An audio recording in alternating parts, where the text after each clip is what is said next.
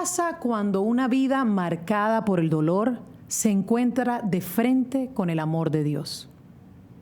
A veces creemos que las historias demasiado rotas, demasiado heridas, demasiado dolorosas ya no pueden volver a empezar. Pero hoy nuestra invitada viene a demostrarnos lo contrario. Ella, a pesar de haber experimentado el dolor más profundo en distintos capítulos de su vida, también viene a contarnos cómo se encontró de frente con el amor y con la misericordia del Señor. Hoy hemos titulado este episodio, que es un testimonio de rescate, de obediencia y de propósito, Dios me rescató y me dio una misión. Nuestra invitada es una persona joven, una mujer muy valiente, pero para mí lo que más la caracteriza es su fe y su fuerza de voluntad. Es para mí un placer presentarles a María Magdalena de la Santa Cruz. Bienvenida y gracias por estar aquí. Hola, Katy. Gracias por invitarme. Que sea para la gloria de Dios. Amén. Como les he dicho siempre, este programa lo hacemos para la gloria del Señor y para nuestra amada Madre, la Santísima Virgen María. Yo sé que hoy vas a tocar muchos corazones y nos vas a enseñar cómo Dios tiene el poder para poder rescatar a cualquiera de nosotros de lo más oscuro y traerlo a la luz y a la vida con sentido. Siempre nos gusta empezar con una oracioncita tradicional, ya tú la conoces, así que vamos a disponernos y ponernos en las manos del Señor. En el nombre del Padre, del Hijo, del Espíritu Santo. Amén. Espíritu Santo, amor del Padre y del Hijo, yo te invoco en este momento y te pido, Señor, que hagas presencia en este lugar. Llena con tu luz cada rincón de este espacio y permite que seamos un instrumento de tu mensaje, Señor. Bendice a nuestros invitados y a todos los que trabajan delante y detrás de cámara, y también a todas las familias de nuestra audiencia. En este día, Señor, yo te pido paz, sabiduría y fuerza. Hoy quiero mirar al mundo con ojos llenos de amor, ser pacientes, comprensivos, suaves y humildes, para poder ver a nuestros hermanos más allá de las apariencias, Señor, como los ves tú mismo, y así poder apreciar las bondades de cada uno. Cierra nuestros oídos de toda murmuración y guarda nuestra lengua de toda maledicencia. Que solo los pensamientos que bendigan sean los que permanezcan en nosotros.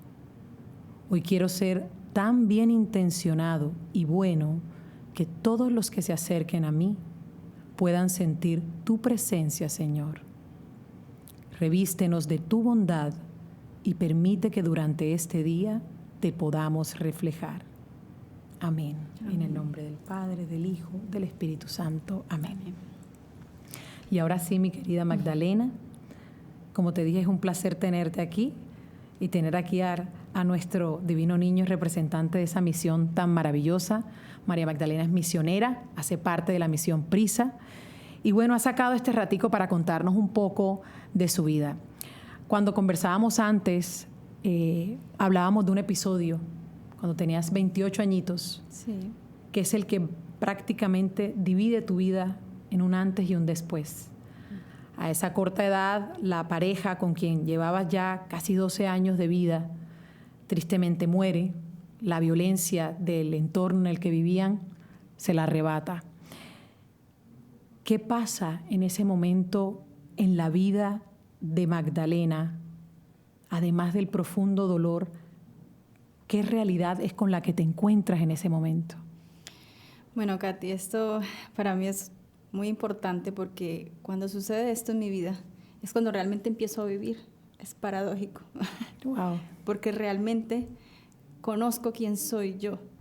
Porque antes de esto no sabía. Yo simplemente vivía por vivir y vivía en una dependencia con él, donde él era quien tomaba las decisiones por mí, inclusive hasta la ropa que me iba a poner.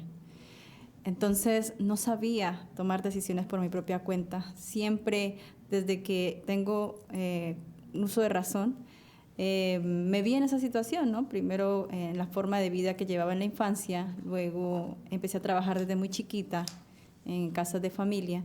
Entonces siempre fue sometida a lo que alguien diga y como diga.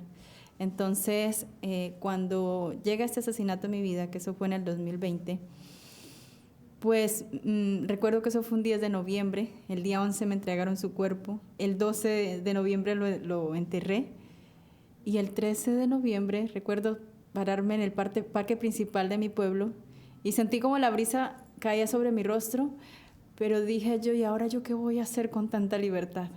¿Qué hago con esto? ¿Para dónde voy?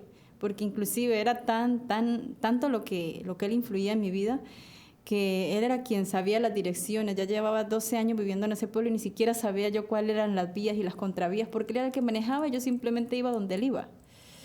Y ese día me di cuenta que pues yo no estaba viviendo y que llegó el momento de empezar a tomar decisiones en mi vida por mi cuenta. En Colombia usamos el triduo de misa que se le paga a los difuntos. Entonces voy el primer día, el segundo día y el tercer día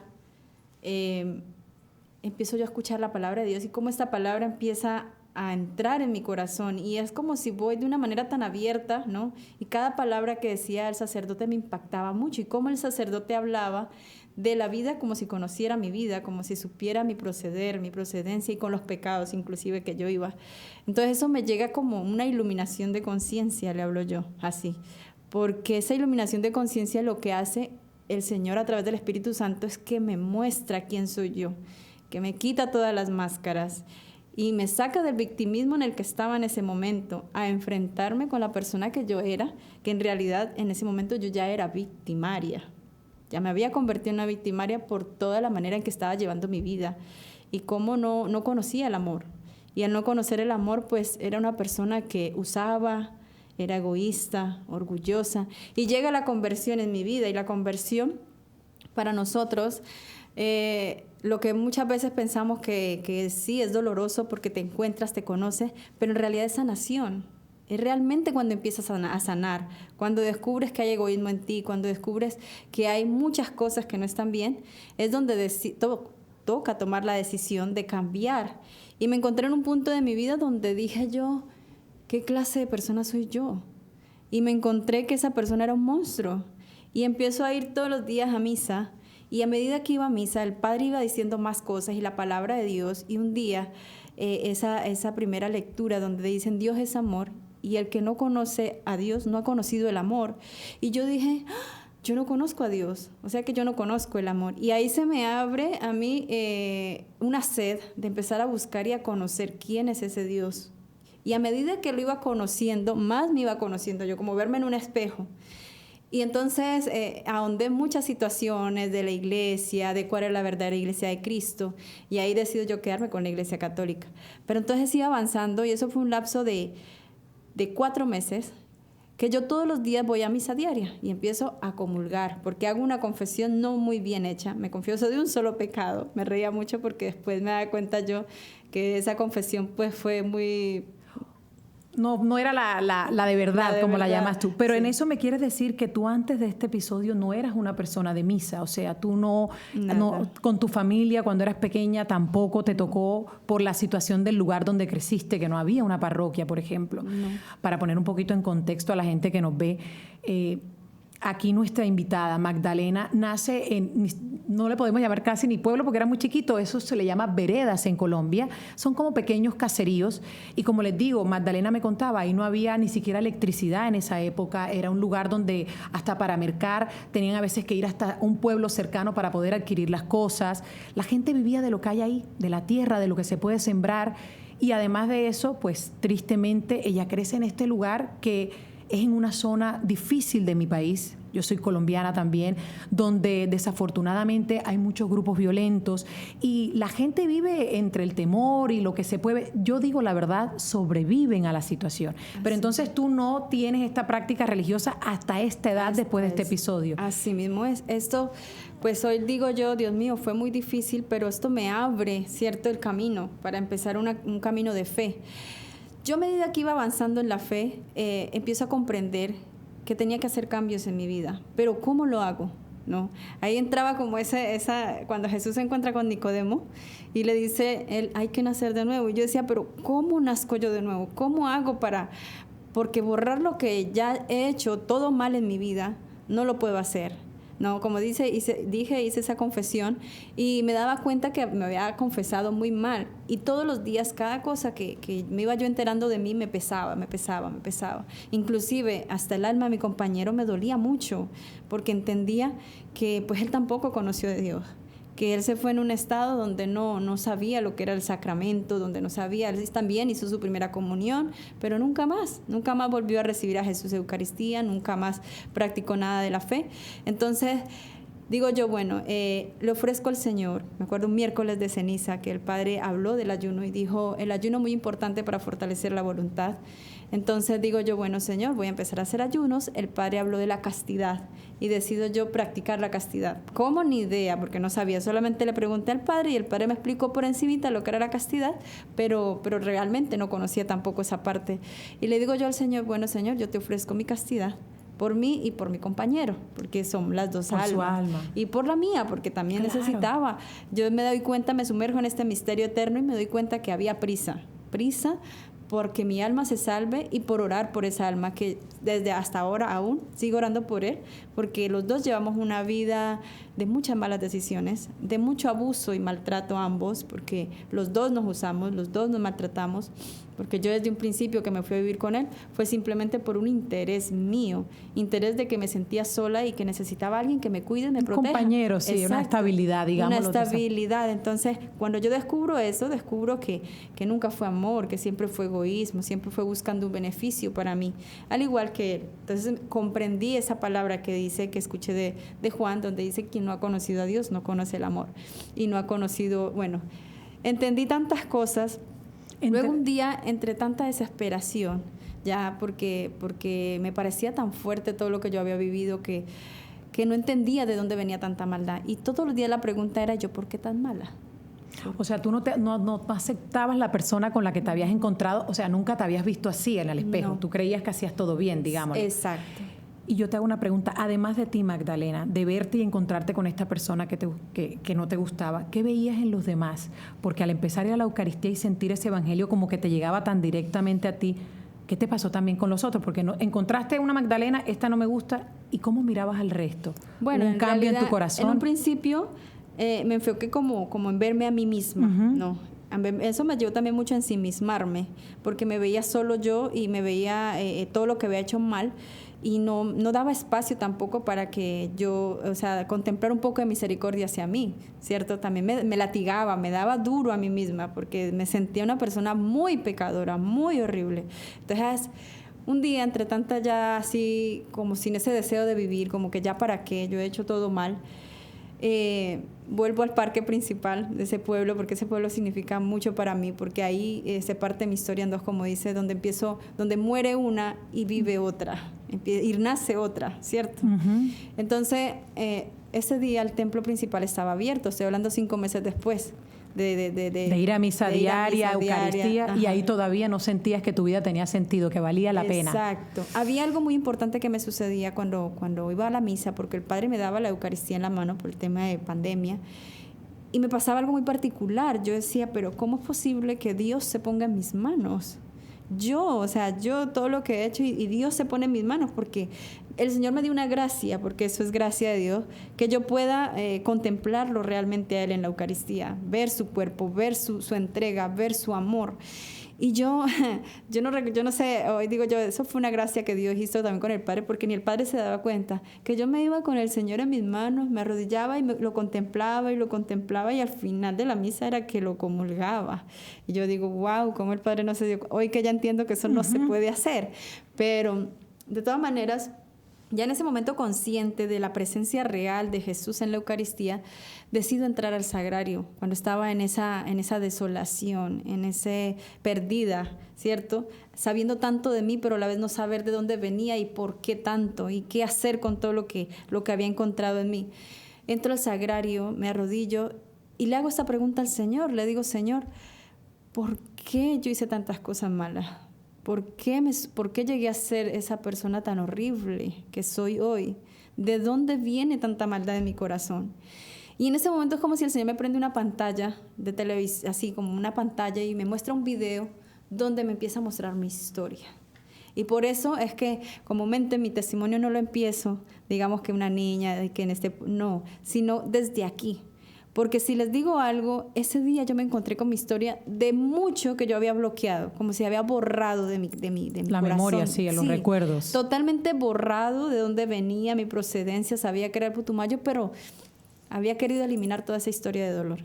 Entonces, ahí el Señor me vuelve a llevar a cada episodio donde sufrí, sí, muchos abusos, dolor, desplazamiento, trabajar desde los 12 años.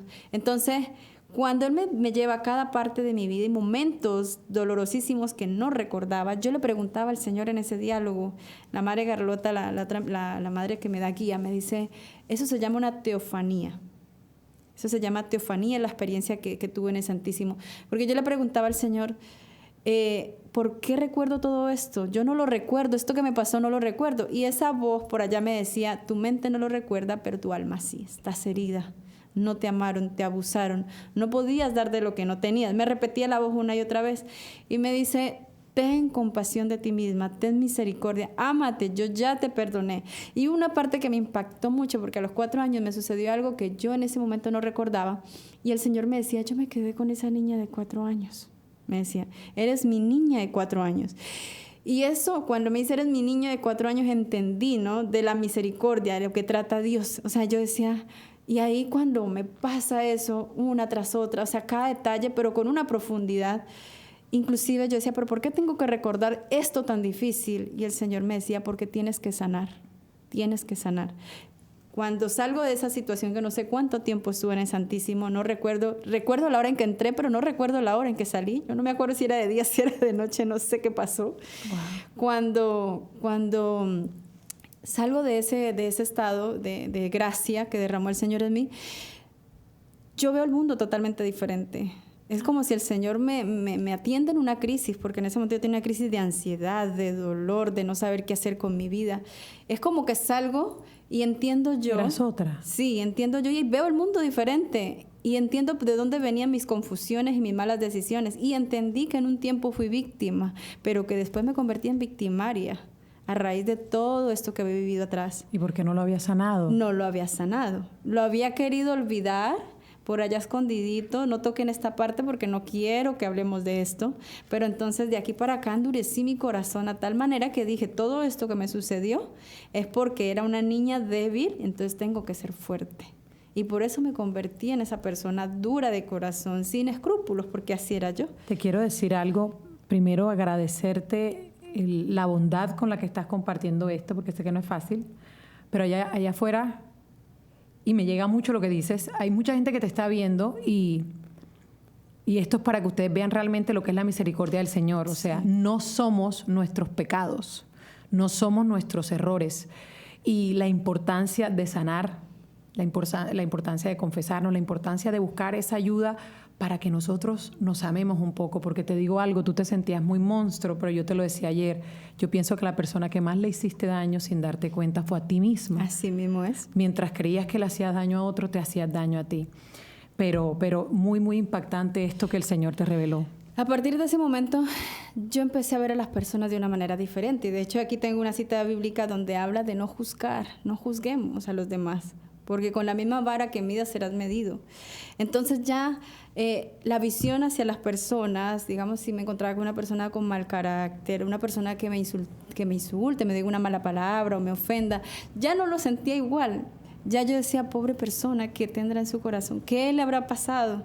Porque ese día yo comprendí, Katy, que una persona que, digamos, un asesino no se hace solo. No se hace solo. Y esa es la historia que Dios ve, el Señor.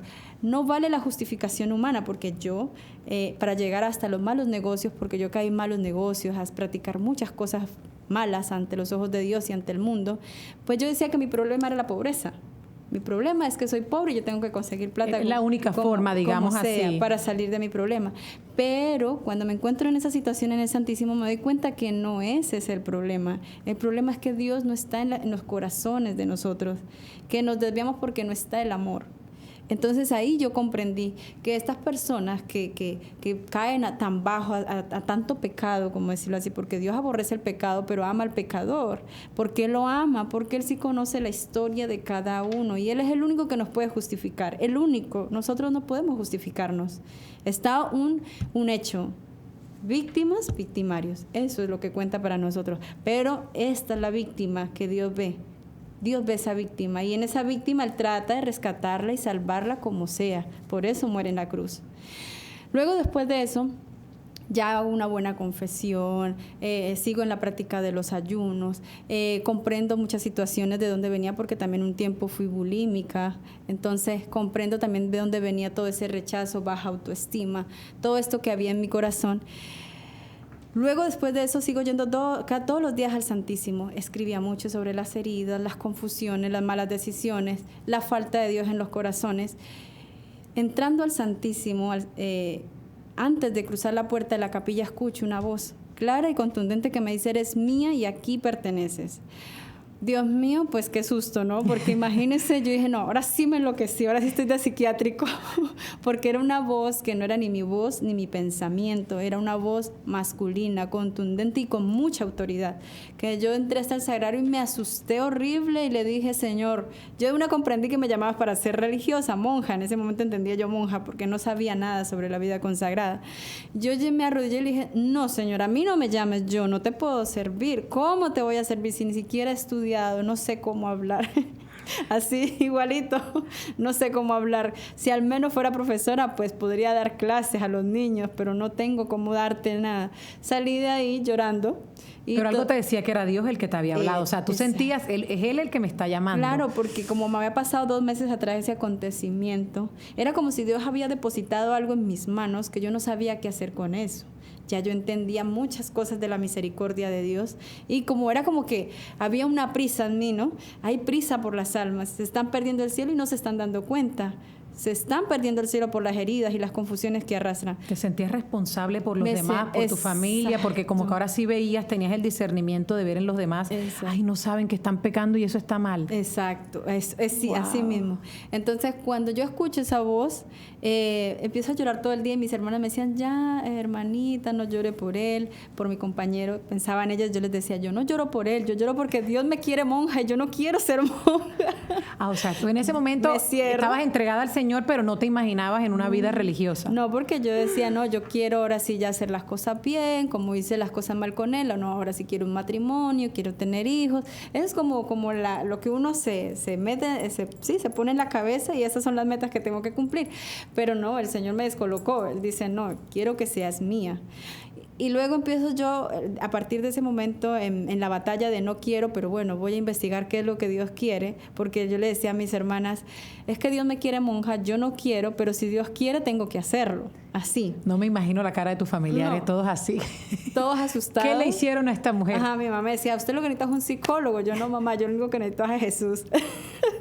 Entonces, empiezo yo a investigar que la vida religiosa se divide en las monjas, en las religiosas que salen las misioneras, que hay conventos para la vida de claustro, pero entonces yo dije: no, mi llamado es a ser religiosa. Entonces empiezo yo a buscar el carisma. Pero ¿cómo se llama el carisma? Porque algo que se me quedó en el corazón es que había que hacer lo que a mí me pasó en el Santísimo: ayudar a las personas en sus heridas, en sus confusiones, a sanar, a escuchar. ¿Qué hizo el Señor conmigo en el Santísimo? ¿Me escuchó? Eso fue lo que él hizo, porque yo llegué y le expuse mi causa. ¿Por qué yo por qué llegué hasta este punto de mi vida? Y el Señor me responde esa pregunta, llevándome a mi historia. Entonces yo decía: hay muchas personas dentro de la iglesia que están así, que tienen esos golpes de pecho, que lloran, que tienen un sufrimiento, que no lo han hablado con nadie. Entonces empiezo yo a buscar si existía ese convento donde hagan lo que a mí me pasó en el Santísimo, y busqué muchos conventos en México, en Colombia, en varias partes del mundo, pero me encontraba que no hacían eso, ¿no? Que no era como ese el carisma específico, sino que se ocupaban en muchas otras cosas más. Y yo digo: bueno, ya aparecerá. Luego hago un discernimiento vocacional con unas hermanas de México, donde me dan una personalizada y ella me escucha mi historia, me ayuda a discernir en el discernimiento vocacional, pero al final ella me dice que yo sí tengo algo. Me dice: Dios sí te ha dado un llamado, pero quizás lo tuyo es para que fundes o inicies algo nuevo. Y yo le dije, ¿cómo, madre, yo puedo fundar algo si no tengo ni idea de cómo se hace una fundación? Te la puso más difícil, ahí quedaste, Dios mío. Cada vez como que era más difícil lo que me proponía el Señor. Y ella me dijo, no te preocupes. O sea, de verdad que el Espíritu Santo está grandemente en la vida consagrada. Porque ella me dijo eso, no te preocupes, el convento va a llegar a ti, me dijo ella. Y el día que cruces la puerta de tu casa, lo vas a saber inmediatamente. Porque ese día vas a saber que esa es tu casa y que de ahí no puedes salir más. Y eso va a ser, dijo, vas a sentir una paz y esa va a ser tu lugar, ese va a ser tu lugar. Entonces, bueno, yo dije, bueno, voy a seguir confiando. Ella me seguía llamando, me seguía dando como dirección. Pasó en todo eso 1 año y medio, ¿cierto? Donde seguía yo, hubo un momento en que me solté de la misa diaria porque me dediqué a trabajar interna, otra vez en una casa. Suelto la misa diaria y siento que vuelvo a entrar en crisis, vuelvo a caer en crisis. ¿Por qué? Porque era como que iba pasando el tiempo, yo tenía que tomar decisiones, pero estaba Te daba ansiedad. Me daba ansiedad, pero también estaba como la tranca de que no encontraba el lugar. Y yo le decía al Señor en el Santísimo, cada vez que podía ir, le decía, yo dije que sí, yo me voy a ir a la vida consagrada, pero yo no me voy a ir a cualquier lugar porque voy a desertar, le decía yo al Señor, así le hablaba yo. Sí, es verdad, le decía que existe, bueno, Señor, yo voy a esperar con paciencia, pero no de paciencia nada, el ser más impaciente de este mundo. Así como la ven aquí de tranquilita, pero eso dice ella, ¿no? Entonces, pero claro, porque había en mí una prisa que yo no lograba comprender. Entonces, y le decía yo a la gente, al padre, le decía yo, padre, yo tengo un llamado. Y él me miraba, porque a mí, pues yo era muy, muy vanidosa. A mí me gustaba arreglarme mucho, ir al gimnasio. Y el padre no me creía que yo tenía un llamado. Si usted está de pronto en el lugar equivocado. Exacto. Entonces, pero bueno, finalmente ganó la misericordia del Señor. Un día en crisis, habiendo soltado la Eucaristía diaria, nada más podía ir sábado, domingo. Entonces volví, me di cuenta, cuando viví esa crisis, entendí que definitivamente mi lugar era estar con el Señor, que yo ya no podía soltarme de Él nunca más, que lo necesitaba a diario y a cada momento, porque si lo soltaba, la crisis era terrible. Y un día me di cuenta, con la hermana que me hacía el discernimiento y el acompañamiento, ella me dijo, mira, porque estaba así en esa soledad profunda, en una desolación, en una tristeza, me dijo, mira, lo que sucede es que seguramente no estás haciendo las cosas bien, me decía ella. Checa que, así mexicana, checa que estás haciendo mal y haz una buena confesión. Dijo, porque cuando nosotros no estamos en la voluntad de Dios, la crisis vuelve. Un día ya, otra vez en medio de la crisis, la desolación, otra vez como que, el Señor me llama y ni eso, pues logro encontrar dónde es mi lugar. Voy otra vez al sagrario, me arrodillo y le digo al Señor, bueno, Señor, tú me llamas, yo te he dicho que yo voy a ir, pero ¿dónde está ese lugar? Si es cierto que ese lugar existe, envía a esa persona aquí para que me dirija y me lleve a tu voluntad. Curiosamente, la respuesta fue a prisa, me levanto de ahí, una hermana de la parroquia me dice, mira, dentro de 2 días viene la hermana Carlota de la Santa Cruz. Yo escuché Santa Cruz y dije, ella es. O sea, inmediatamente dije, ella es, el Señor respondió. 2 días después voy a la cita. Pues me pasó algo muy especial con ella, porque cuando entro a la cita, pues veo los colores de la misión, la ropa que ella usaba, el niño Jesús, este niño que está aquí. Me pareció muy extraño porque el investigar mucho, ¿no?, sobre la vida consagrada, pues yo como que veía que esto no encajaba en ninguna parte. Y empiezan todos los pensamientos y la tormenta que viene. Y me tocó decirle a la tormenta de mi cabeza, cállate, porque yo sabía la oración que había hecho en el Santísimo y sabía que el Señor me estaba llamando. Pero dije, voy a escucharla a ella y le voy a contar mi testimonio, porque yo decía, esta señora seguramente hace lo que a mí me pasó en el Santísimo, porque el Señor respondió. Le cuento yo mi testimonio, mi historia, mis heridas, mis confusiones, y había situaciones en mí que todavía tenía preguntas y dudas sobre mi historia con respecto a mi compañero, y ella me empieza a responder con una claridad y una contundencia que en muchas situaciones pues no comprendía lo que me decía y me parecía muy fuerte, pero tenía razón. Ella en muchas situaciones de confusión que yo vivía también tenía mucha razón y me aclara muchas situaciones. Y a medida que ella me iba respondiendo y hablando, yo decía, esta señora hace lo que a mí me pasó en el Santísimo. Cuando termina la atención, me dice ella, ¿sabe qué? Lo suyo es mucho. Es mucho, y si usted quiere, acompáñeme a la casita, ya tenemos el Santísimo en oración, y usted decide qué va a hacer con su vida, porque usted tiene que salir de este entorno para que logre cambiar su vida. Me decía, porque usted quiere salir, pero usted no ha salido. Usted tiene que dejar todo lo que la rodea para que logre empezar una vida nueva en Jesús. Si usted quiere demostrarle a Jesús que su vida cambió, me dijo, enmochílese, vámonos y por acá no vuelva. Y cuando sepa para dónde se quiere ir, pues se va. Porque no es que yo le esté diciendo quédese conmigo. Me decía salir del ambiente tóxico. Salir del ambiente en el que estaba, del que me rodeaba. Pues así fue como ese mismo día salí con ella. De verdad tomé mi mochilita chiquitica, empaqué ahí 3 muditas de ropa y me fui. Cuando llegué a la casita Prisa recordé lo que la hermana me dijo. Me dijo que yo iba a saber inmediatamente que el Señor me lo iba a poner. Y eso fue lo que sentí. Estoy en el corazón de mi Padre, su casa, donde Él me ha colocado. No quiero alejarme de su bondad y misericordia. Ya no atravesaré su puerta hacia afuera. Con Él estoy a salvo en la casa del Señor, mi Padre. ¿Por qué lo digo así? Porque nosotros tenemos una consagración, donde esa es la primera parte de la oración, donde nos consagramos a Misión Prisa todos los días. Y ese primer comienzo de la consagración, eso lo agregué yo, porque eso fue lo que yo sentí cuando llegué a Casita Prisa. De hecho, fue tan extraño, porque cuando llega la noche, sí, efectivamente ella me atiende, me sigue escuchando mis confusiones, me aclara muchas situaciones, me habla de los bebés, de la misión Provida que ella lleva, que son todos los santos mártires, bebés, santos bebés y santas almas. Me explica cosas que yo no sabía tampoco sobre métodos anticonceptivos.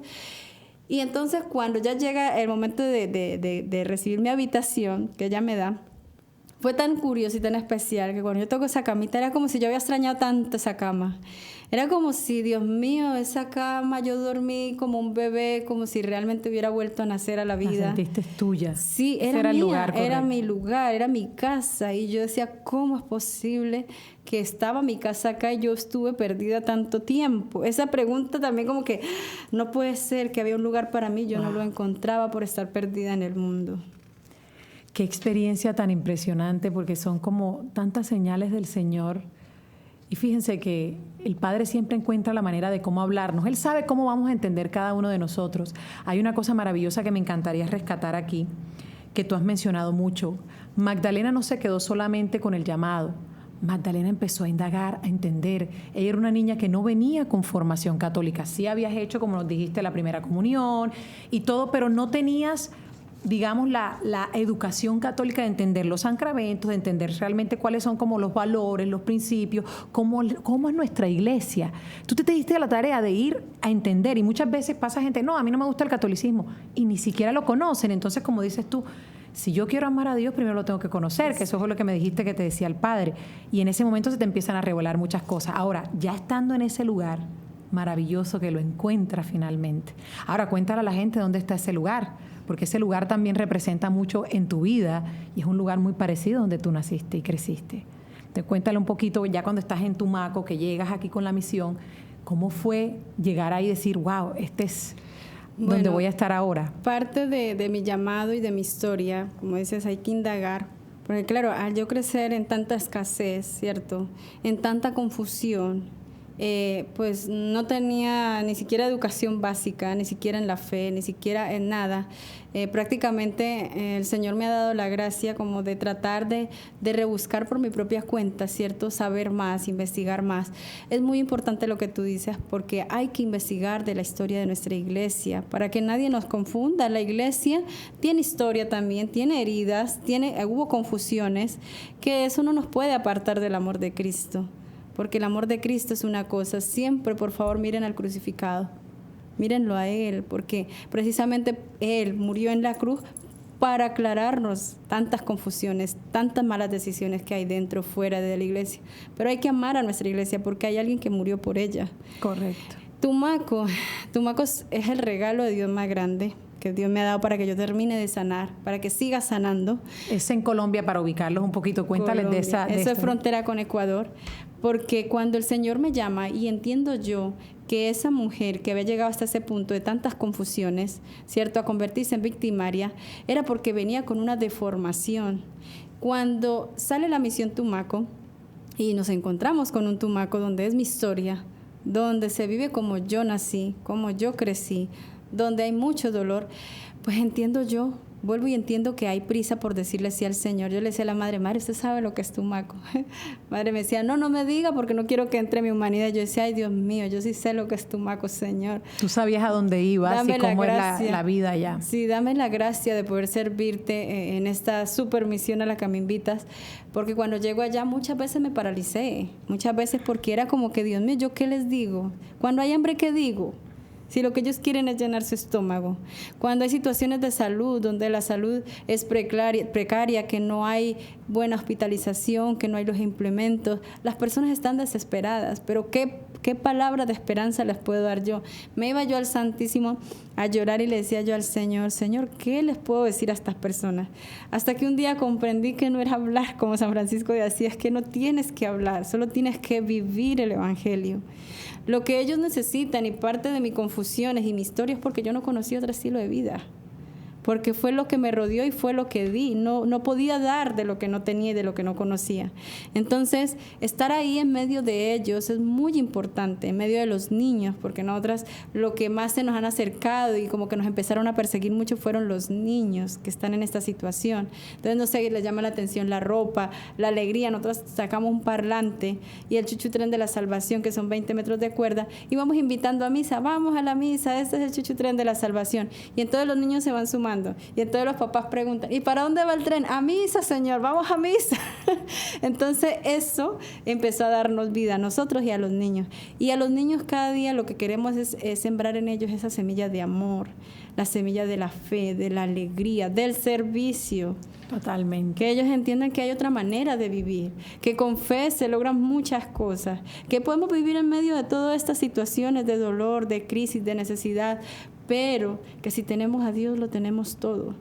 Y eso es lo que ellos han ido aprendiendo. Les llamamos a ellos misioneros. Ustedes son misioneros Prisa. Entonces, los misioneros necesitan una dotación. Entonces, si nos mandan una cajita de zapatos, de ropita, a cada niño que nos acompaña en la misión les hacemos un paquetico de ropita, los zapaticos. Entonces, ellos van muy animados a la misión porque muchas veces nos tocan la puerta y dicen, madre, estoy rezándole a la Virgen María porque no tengo los zapatos de educación física. Bueno, vamos a rezar, vamos a misa a pedirle al Señor que mande los zapatos que necesitamos, pero tenemos que rezar mucho. O sea, los están enseñando desde chiquitos, no solamente a crecer en su fe, sino a servir para que ellos también tengan un propósito de vida. Algo que tú no tuviste. Algo que yo en no un lugar tuve. donde no hay oportunidades a nivel general, ni siquiera para los jóvenes o adultos, que son lugares de nuestro país que tristemente, como muchos de Latinoamérica, donde hay pobreza, donde hay miseria, donde hay peligro, no hay protección, no hay mucha seguridad, desafortunadamente. Ellas vienen a traerle a estos chicos lo que tú dices que me encanta, que es vamos a llenarlos primero aquí adentro. Exacto. Vivir como el Evangelio y enseñarles. Eso es maravilloso. Te quiero hacer una pregunta, Magdalena. Tú has vivido mucho. A tu corta edad has vivido demasiado. Tristemente muchas cosas dolorosas y fuertes, pero también has vivido cosas muy lindas. Hoy por hoy, cuando miras hacia atrás y ves lo que tú viviste y te encuentras con estos niños en Tumaco que son el reflejo de la niña que tú eras, ¿cómo piensas que puede influenciar? ¿Qué tanto influencia el entorno, un entorno violento, inseguro, sin oportunidades en las decisiones que mañana esos chicos van a tomar? Bueno, Katy, pues definitivamente la respuesta es mi propia vida, porque ahí es donde yo digo, el Señor me llama y yo doy una respuesta de sí, aunque no quería, porque sí, como lo he marcado muchas veces, yo no quería. Pero cuando el Señor me abre, ¿cierto? Me hace el efetá, ¿cierto? Donde veo mi historia, veo mi vida, me doy cuenta que hay prisa. Hay prisa. Estos niños, si no se les forma en el amor, si no se les da amor, si no se les llena de Dios, pues lamentablemente nos quejamos mucho de que hay guerra, de que hay violencia, de que, ¿cierto? Todo lo que está pasando en nuestros países. Pero tenemos que hacer algo. Tenemos que desgastarnos. Tenemos que cansarnos por el reino de los cielos, porque ellos simplemente son víctimas y nosotros que vamos creciendo, todos, porque no solamente donde hay pobreza extrema, también donde hay mucha abundancia pasa eso, donde se crecen en soledad, donde no conocen el amor a primera mano, que es el amor de Dios. Entonces, ¿qué pasa? Pues que estos niños crecen sin amor. Si no reciben amor, no van a dar amor. Sin fe, totalmente. No van a dar amor. Entonces, hay que influenciar para el bien. Hay que contagiar. Y esa es la respuesta que yo podría dar ahí. Hay que contagiar del amor. Porque el amor se contagia, el amor se llena. Y el único que puede hacer eso es Dios. Nosotros, hay veces que yo digo, Dios mío, pero ¿yo qué puedo hacer si soy una pulga en medio de todo esto? Pero yo digo, bueno, Señor, yo hago lo posible, tú haces lo imposible. Me encanta tu respuesta porque, fíjate, es un llamado para todos los que hacemos parte de la sociedad. Lo que acabas de decir es bello porque sin importar el estatus socioeconómico de la gente, sin importar la nación, siempre van a haber dificultades. Siempre. Serán en un lado unos problemas y en el otro otros, pero siempre van a haber dificultades. Entonces, como ella decía una frase y la tengo que decir, pero es de ella, no es mía, con la fe viene el milagro. Eso es la importancia de que el factor común en cualquier lugar debe ser la fe. Dios es el que lo cambia todo, pero para eso pues lo tenemos que recibir.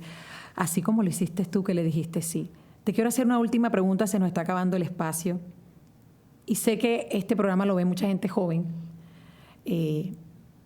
No es un secreto que hay muchísima ansiedad en el mundo, mucha depresión, muchas enfermedades mentales, muchos vacíos que no los llena nada.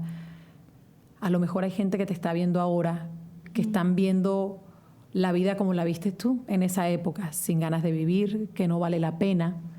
De pronto está considerando atentar contra ellos.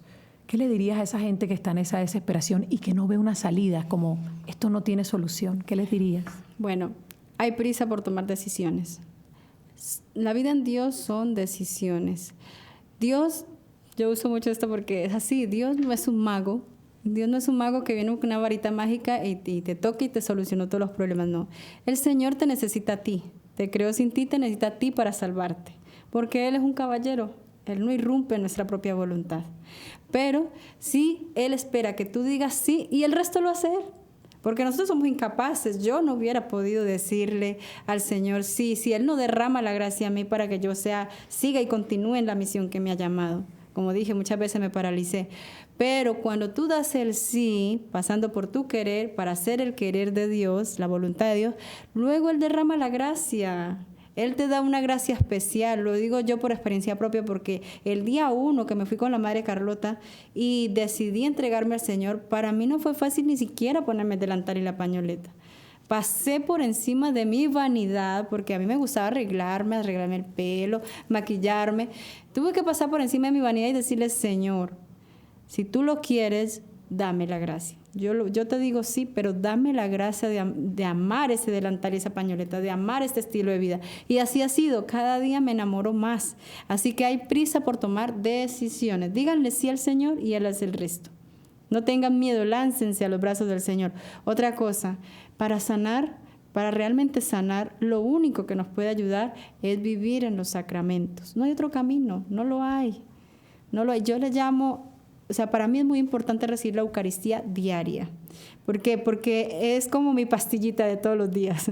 Si yo me siento mal, si me siento sin ganas de vivir, pues no acudo a lo que el mundo me ofrece, sino, Señor, te necesito a ti. Tú eres la vida. Y Él lo dice en la palabra, no lo digo yo. Dice, quien coma de mi cuerpo y beba mi sangre tendrá vida en sí mismo. Entonces, por eso es importante hacer una buena confesión, sin máscaras, quitarse todas las máscaras, desnudar nuestra alma ante la misericordia de Dios.